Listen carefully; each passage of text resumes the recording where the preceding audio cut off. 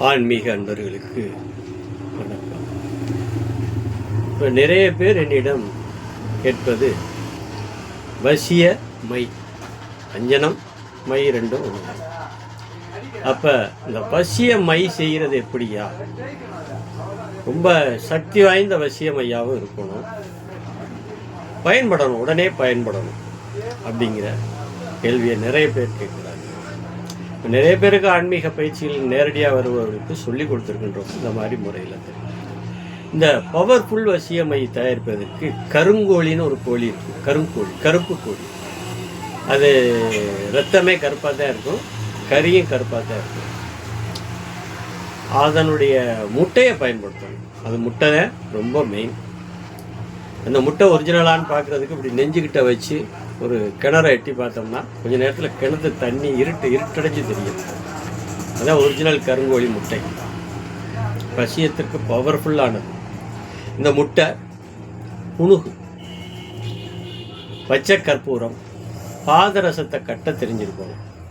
அப்போ பாதரச கட்டி, அது ஒரு கட்டி, ரசக்கட்டி. அப்போ அந்த கட்டியை நம்ம மெயினாக அதோடு சேர்த்து அரைக்கணும். அப்போ தான் அந்த வசியம் சித்தியாகும். அப்போ பாதரசம் இதை நாளை சேர்த்து இந்த மை செய்யணும்.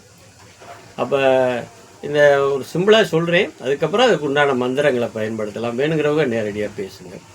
இப்போ இந்த கருங்கோழி முட்டையை லேசாக ஒரு லக்கில் தொலைச்சி இந்த பாதரசத்தை கட்டியிருக்க பாதரசத்தை ஒரு 10 கிராம் அளவுக்கு உள்ளே போட்டு அதை ஒரு பேப்பர் தாள் வச்சு நல்லா மூடிட்டு ஈனாக்கிடேரி சாணின்னு இருக்குது. ஈனாக்கிடேரினா வேறு ஒன்றும் இல்லை. நிறைய பேர் அது என்னமோன்னு கேட்குறாங்க.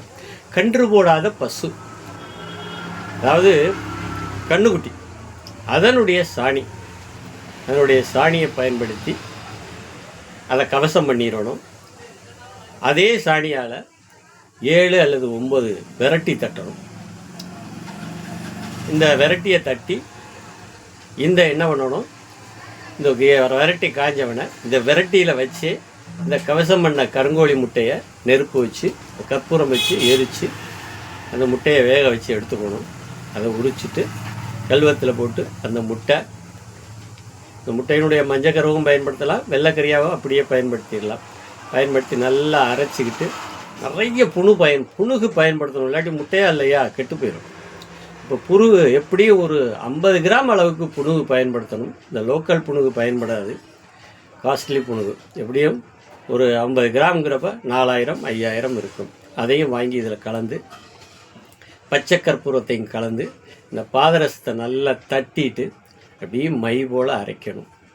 இந்த அரைச்ச இதுக்கு தெய்வீக பூசை கொடுத்தால், மந்திரங்கள் கொடுத்தால் கிட்டத்தட்ட நெத்தியில் வச்சவனையே எதிராளி வசியமாவாங்க.